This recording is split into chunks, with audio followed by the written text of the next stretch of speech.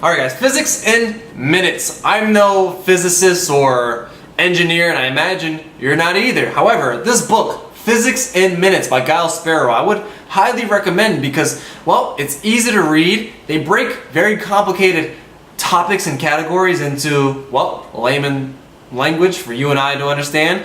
And they don't spend too much time on each subject. So they cover subjects like electromagnetism, quantum physics, the wave theory, and nuclear physics. Like there's those extremely advanced concepts and studies that would just go right over people's heads. But this book does a pretty good job of breaking it down. And so let me just flip a page, for example, right?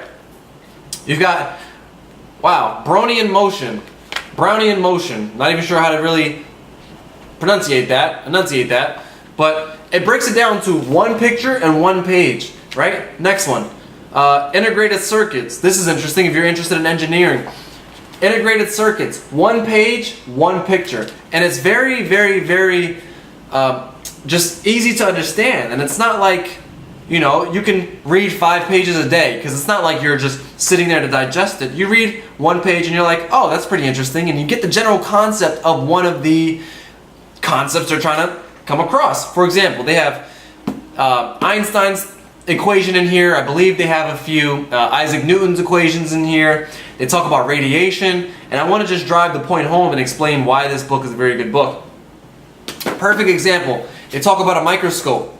Now, of course, we know what a microscope is, but it breaks down the actual image and how a microscope works, what it is, what it's used for. And yeah, it's only one page and one picture, so very, very, very easy to read. And you know, this is one of those books that I kind of flipped through, and I've read it cover to cover one time of like, okay, let me read a couple pages a day. But I would highly recommend it. Physics in Minutes by Giles Sparrow.